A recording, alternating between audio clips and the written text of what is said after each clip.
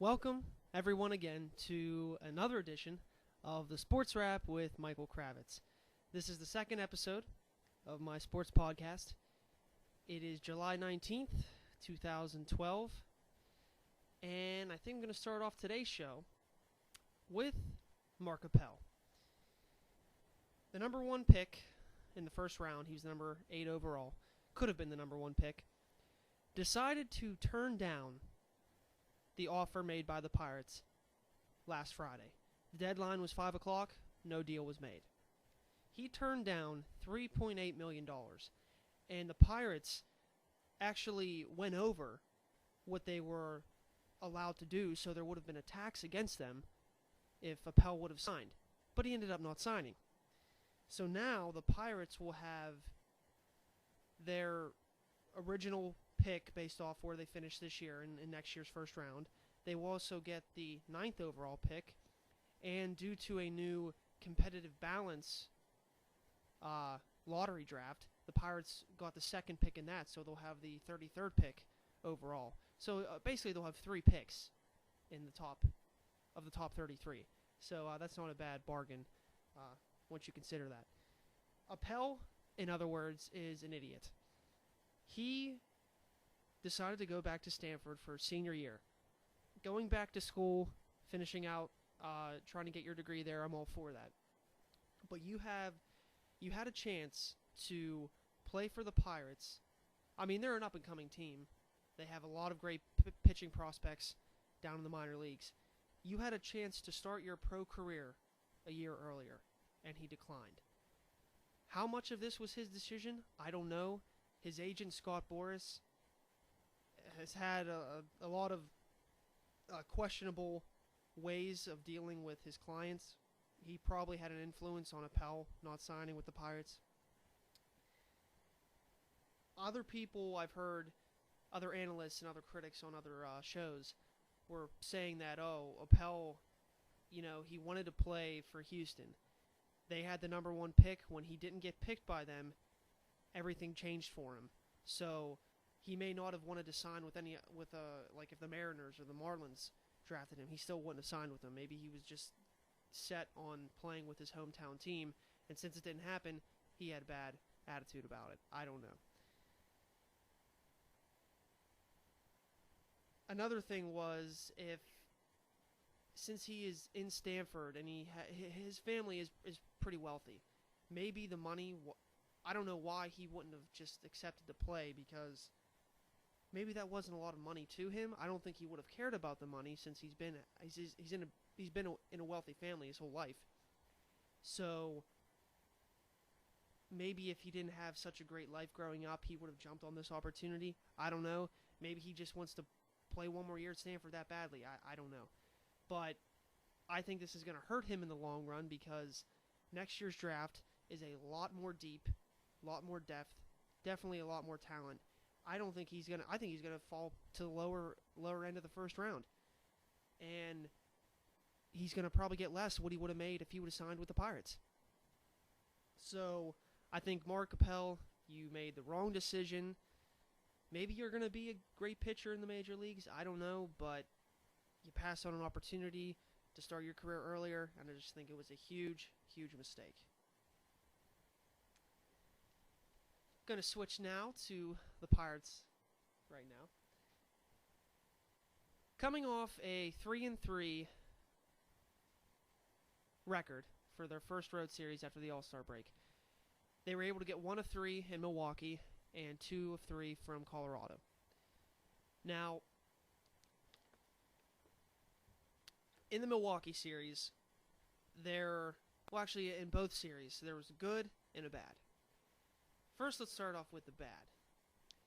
In the Milwaukee series, the Pirates struck out a lot, and I am not exaggerating.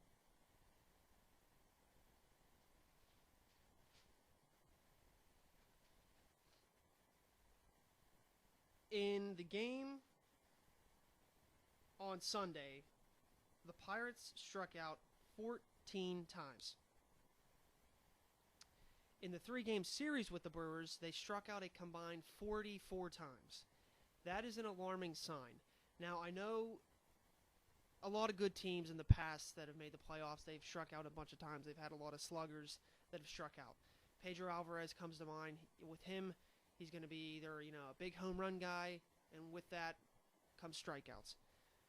But when it's most of your lineup that is struggling, striking out mainly, that's a problem. If the Pirates, especially against Milwaukee, who's in your division, and they're not out of it by any means, they're only 7 games back right now, they can't afford to play like they did in Milwaukee, in St. Louis, in Cincinnati, especially in Houston and in Chicago, where you should win those series easily. They can't continue to do that. Their offense did show, though, in 2 of the 3 games. The first game after the All-Star break, J-Mac was, in other words, pretty bad. Pirates ended up making it close. They lost the game 10-7 off a grand slam by Cody Ransom. The offense is still there, but it's a matter of whether they're going to be consistent enough to keep things going. Right now, tied with Cincinnati, 51-40. Whether their offense will continue, I don't know. With the series in Colorado, there was a lot of good in the 3 games. The first game of the series, Jeff Karstens had some great stuff, but there was one bad inning where he let up 4 runs, and the Pirates are down 4-1. Go to the top of the 9th. Runners on first and second. Believe there was 1 out. Pedro Alvarez comes up to the plate. It was raining most of the game. Starts to pour down a little bit harder, and here one of the umpires decides to bring out the tarp, bring out the guys to rain delay. So I thought that was a bit ludicrous. After almost an hour rain delay, the Rockies switch pitchers. They bring in a lefty to face Alvarez. First pitch, Alvarez swings, knocks it opposite field, home run, ties the game 4-4. That right there showed me that this Pirates team is different. In the past, Alvarez probably would have either struck out or hit into a double play. That got me really excited.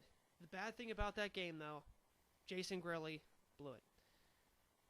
They brought him in, and he's relatively been flawless all year. And he had a little mishap. Rockies win the game on a sacrifice fly, 5-4. Grilli also struggled in Milwaukee, and he also struggled yesterday in the Pirates' 9-6 victory. They had to take him out and put in Tony Watson in the 8th inning. It's alarming because Grilli said this wouldn't affect him, but this has happened 3 straight times he's been in, and I'm just a little worried because he is an older pitcher, and you hope that he can rebound. Hopefully when the Pirates head back home tomorrow that he'll get back on track. The other good has been Joel Hanrahan. He hasn't been that shaky in the outings he appeared in after the All-Star break. He seems to have found his niche again, striking out with the slider, striking out the opposing batters. So I think his shakiness before the All-Star break, I think that's going to be done with. Andrew McCutchen still keeping it up. He's batting still close around 370. His home run streak ended in 4 consecutive games, but the game after he had another home run. So he's up to 22 home runs, still running away with the MVP. Neil Walker also has done a really good job. He had his 17-game hitting streak end yesterday, but at a point entering yesterday's game, he was batting over 300. And back in June, his average was around 250. So that just goes to show you how well Neil Walker has been hitting as well. So for the player of the month, if Walker still does a good job hitting, it could be a toss-up between him and McCutchen.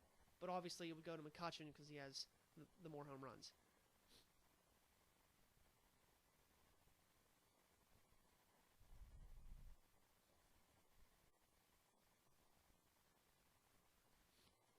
But I was expecting the Pirates to maybe possibly take 2 or 3 from Milwaukee, but I know that's a hard thing for them to do because they've had struggles there at Miller Park. And I thought, okay, this would be a good chance to sweep Colorado because Colorado is really struggling. They got 2 out of 3. The one game they lost really close. So they finished the road trip 3-3. I'm going to take that. They're still in first place. They're 11 games over 500, so they're back where the record was pretty much when the All-Star break occurred. Now they're going to be coming home to face the Miami Marlins. And this will be Miami's first visit to PNC Park this year. And Miami, 44-47. Their division, they're 10 games out of first behind Washington. That, I don't know if they're going to be able to catch them, but they're still kind of close for the wild card. They're still in there within 7 games of the wild card, so they're still not done yet. I think the Pirates easily should take 2 or 3, even though you got Correa pitching and also Burnett and Karstens. I still think you should take 2 out of 3. Pirates, best home record in the major leagues. If that continues, they just got to play at least 500 on the road. They don't have to be one of the best teams on the road. If they, by the end of the year, if their road record is at least 500 or at least maybe one game over 500, I think they're going to easily get into the playoffs. They have 3 games with Miami, 3 with Chicago at home. They can go 4-2. That's going to be a successful homestand. Then they got a huge homestand. They got 4 in Houston, 3 in Chicago, and 3 in Cincinnati. That would be huge. 10 games against divisional opponents.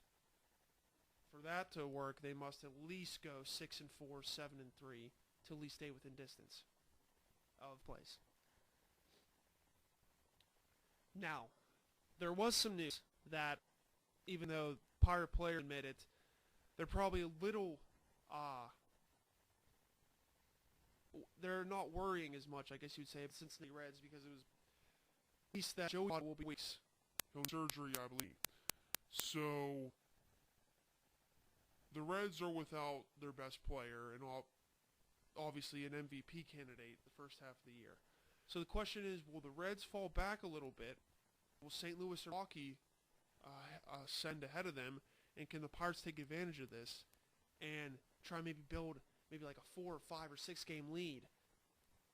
And when Vaughn returns, that's going to be a big hurdle for them to try and clear. Personally, I think Cincinnati's still going to be in it in the long run. They still have Brandon Phillips. They got Jay Bruce. Their team has been solid with Johnny Cueto and Matt Latos. And personally, I think Cincinnati is going to be making a big splash at the deadline. We are 12 days from the trading deadline. And that's where we're going to head to. I'm going to talk about now.